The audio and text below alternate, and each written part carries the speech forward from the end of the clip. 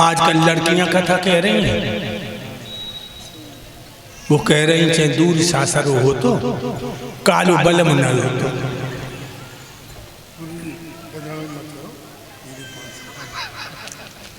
हमारे राजा राम दरोगा जी 500 मुद्राओं से सम्मान करते हैं लोगों, जिनका सदियों से हमसे बहुत बड़ा प्यार रहा।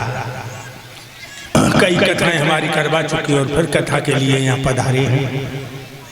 भक्तों, ये पुण्यात्मा पूरा परिवार ही धर्मात्मा है। भगवान इनको बहुत बड़ी शक्ति प्रदान करे धर्म पर चलने की। ध्यान रखिए लोगों,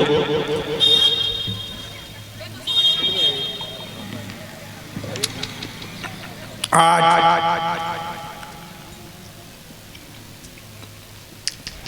सिपाहियों के होश उड़ गए।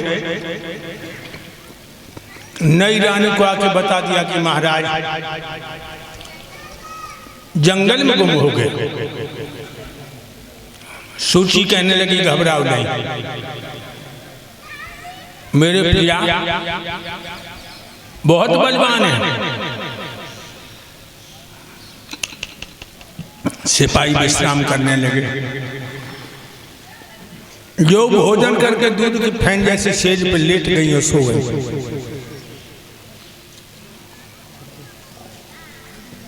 रात के 12 बजे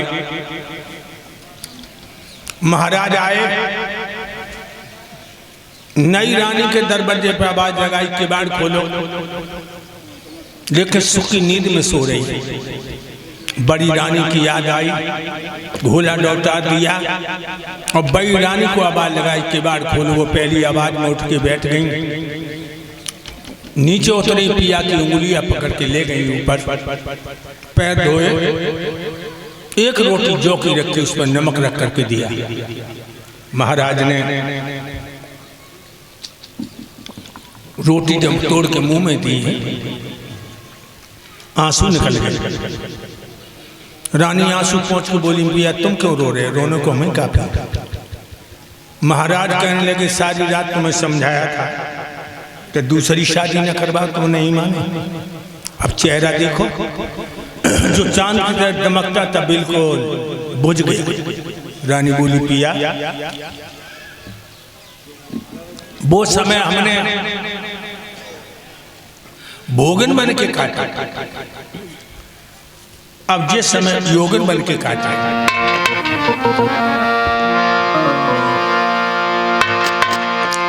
पहले करीब थी, अब दूरियां भी हैं। भैया राजा राम, पहले करीब थे, अब दूरियां भी हैं। आधार के नसीब में मजबूरियां भी हैं। देव के नसीब में मजबूरियां भी हैं। देव के नसीब में मजबूरियां भी हैं। रोटी खा के खटोला पे लेट गए। रानी धीरे धीरे पैर दबाने लगी। भगवान की लीला। उसी रात में रानी सुनीति गर्भवती होती। सुबह राजा नई रानी के दरवाजे पर पहुंचे। उसने कुछ व्यंग भी कसा,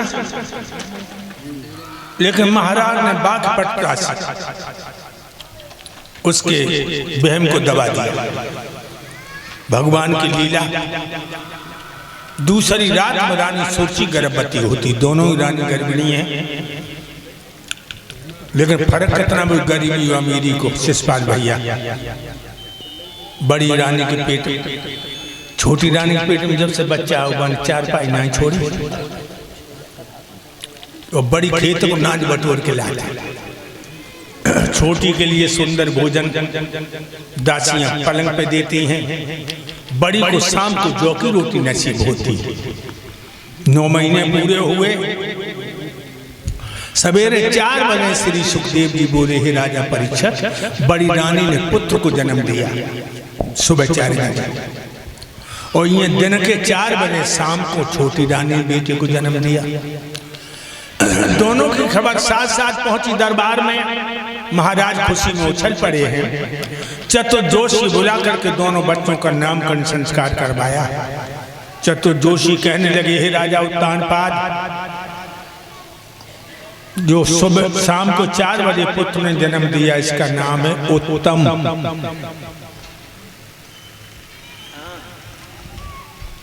और जो सुबह 4 बजे जन्म दिया, इसका नाम है ध्रुव। ध्रुव का अर्थ है अटल अरजाए बहुत से जुम्मत से खा।